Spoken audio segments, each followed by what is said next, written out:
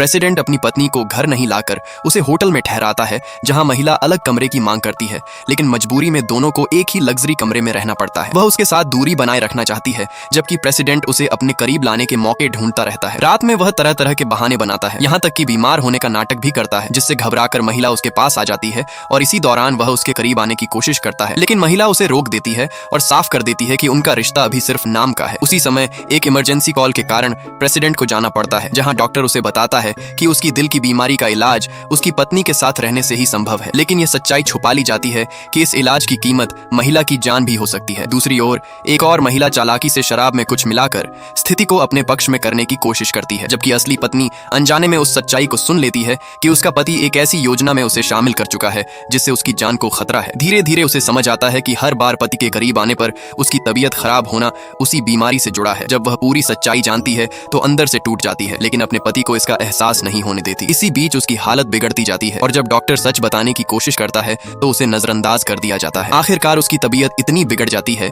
कि वह खून की उल्टी करती है और उसे अस्पताल ले जाया जाता है, लेकिन डॉक्टरों की कोशिशों के बावजूद उसे बचाया नहीं जा सकता। उसकी मौत के बाद प्रेसिडेंट पूरी तरह टूट जाता है और गहरे पछतावे में डूब जाता है कि उसकी वजह से उसकी पत्नी की जान चली गई। वह उसकी यादों में खोकर कई साल बिताता है, जबकि उसे यह नहीं पता होता कि महिला वास्तव में बच गई थी। उसे उसके बचपन के दोस्त ने बचा लिया था और उसकी पहचान छुपाने के लिए उसका चेहरा तक बदलवा दिया था, लेकिन होश में आने के बाद वह अपनी सारी यादें खो चुकी थी। उसका दोस्त इस बात का फायदा उठाकर खुद को उसका प्रेमी बताता है और उसे एक नई पहचान के साथ नई जिंदगी देने लगता है, जबकि डॉक्टर बताते हैं कि उसकी याददाश्त तभी वापस आ सकती है जब वह अपने पुराने माहौल में लौटे। उधर प्रेसिडेंट का दादा अपने पोते के लिए एक सच्ची और सरल लड़की की तलाश में